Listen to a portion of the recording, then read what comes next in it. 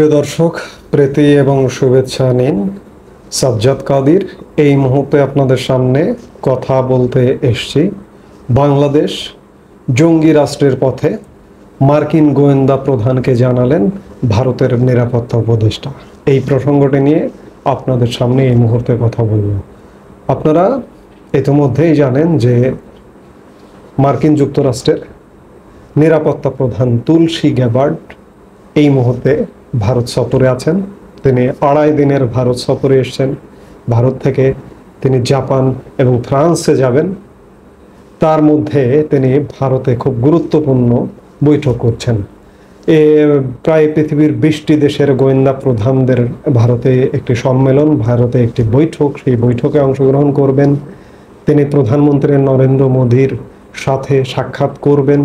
রোববার গতকাল ভারতের নিরাপত্তা উপদেষ্টা অজিত দোভালের সাথে তুলসী গ্যাবার্ড সাক্ষাৎ করেছেন এবং সেই বৈঠকে, সেই সাক্ষাতে ভারতের নিরাপত্তা সংক্রান্ত বিভিন্ন আলাপ আলোচনা হয়েছে।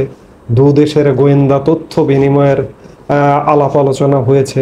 নিরাপত্তার স্বার্থে গোয়েন্দা তথ্য খুব গুরুত্বপূর্ণ একটি বিষয়। এই যে পৃথিবীর তাবৎ দেশ ভারতে গোয়েন্দা প্রধানদের যে বৈঠক, সেই বৈঠকে দাওয়াত পেয়েছে, কিন্তু বাংলাদেশ কিংবা পাকিস্তান থেকে তারা কিন্তু দাওয়াত পায়নি। তারা এক প্রকার বয়কট টাইপের। কারণ পাকিস্তান ইতিমধ্যেই একটি সন্ত্রাসী রাষ্ট্র, জঙ্গি রাষ্ট্র। পাকিস্তান সন্ত্রাসবাদে দ্বিতীয় শীর্ষ দেশ পৃথিবীর। এটি পৃথিবীব্যাপী স্বীকৃত এবং পাকিস্তানের আপন কাছের হয়ে উঠেছে এই মুহূর্তে বাংলাদেশ। যার কারণে বাংলাদেশ সন্ত্রাসবাদ নিয়ে নতুন করে চোখ রাঙানোর একটা পায়তারা শুরু করেছে। এসব কিভাবে দমন করা যায় সেসব বিষয়ে আমি ধারণা করছি যে তুলসী গ্যাবার্ড ভারতে উড়ে আসবার কারণটা হচ্ছে এশিয়াকে কিংবা এই দক্ষিণ এশিয়াকে শান্ত করবার একটা ব্যবস্থা নেওয়া।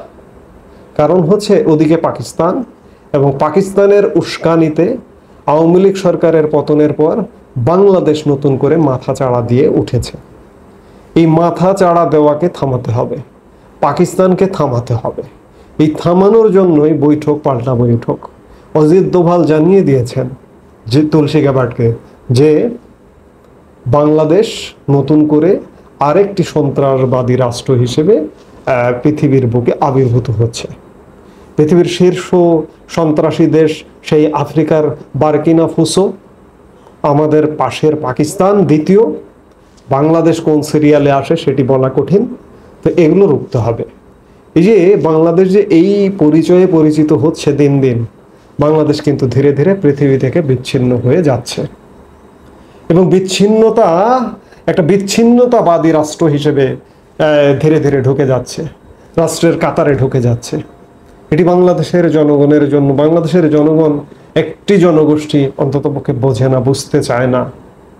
সন্ত্রাসবাদ চলছে, পাকিস্তান প্রীতি চলছে, পাকিস্তানকে ভালোবাসে বাংলাদেশের একটা বিপুল জনগোষ্ঠী, কিন্তু এটি বাংলাদেশের জন্য অমঙ্গল ডেকে আনবে। এই যে তুলসী গ্যাবার্ড যে মার্কিন নিরাপত্তা প্রধান ভারত সফর করছেন, এমনি এমনি তো সফর করছেন না।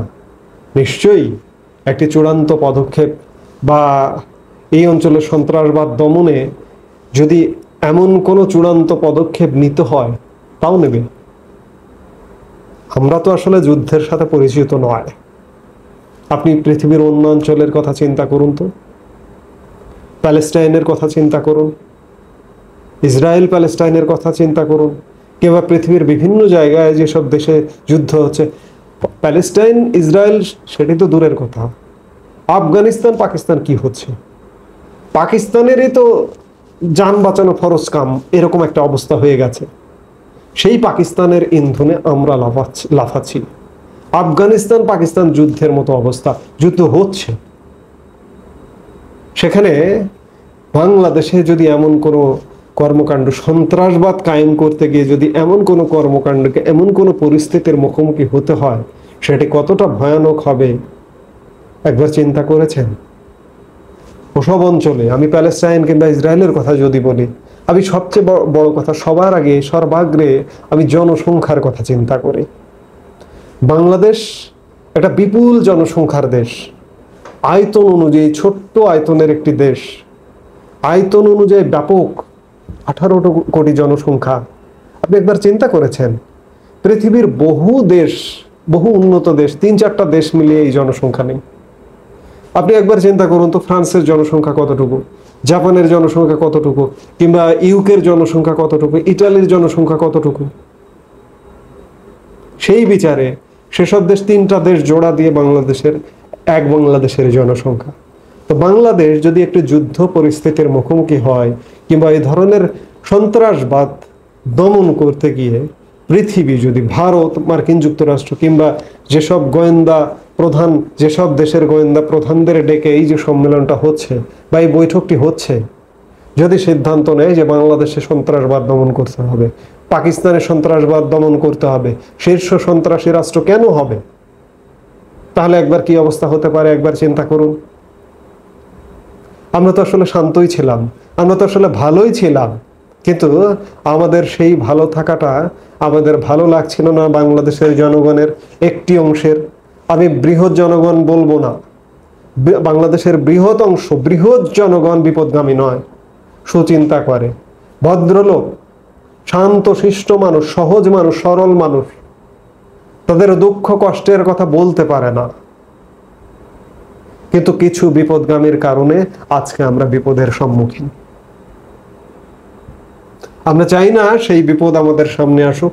সেই বিপদ আসবার আগেই এই যে একটি নেতিবাচক সরকার বাংলাদেশে জেকে বসেছে, এই সরকার থেকে অন্ততপক্ষে মুক্তি চাই।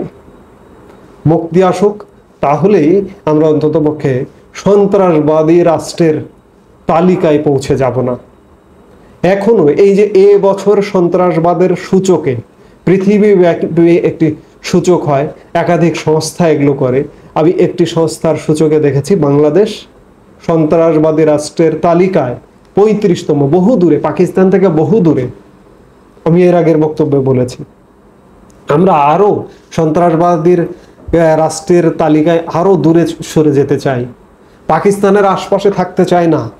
এই থাকতে না চাইবার জন্য এই যে বর্তমান পাকিস্তানপন্থী যে সরকারটি আছে, এটির পরিবর্তন হতে হবে, তাহলেই আমাদের মুক্তি। নইলে আমি মুক্তির খুব বেশি সম্ভাবনা দেখছি না। মার্কিন যুক্তরাষ্ট্র, ভারত এবং পৃথিবীর অন্যান্য সন্ত্রাস বিমুখ যেসব দেশ আছে, যেসব দেশ বৈঠক করতে এসছে ভারতে, তারা কিন্তু ছেড়ে দেবে না। কাজেই বাংলাদেশের মানুষকেই মুক্তির সন্ধান করতে হবে। এই মুহূর্তে এ পর্যন্তই। সবাই ভালো থাকুন, সুস্থ থাকুন। আমাদের ভিডিওগুলো নিয়মিত পেতে সাবস্ক্রাইব করুন Sajjad Kadir and the legends YouTube channel এবং লাইক, কমেন্ট, শেয়ার করে সাথে থাকুন।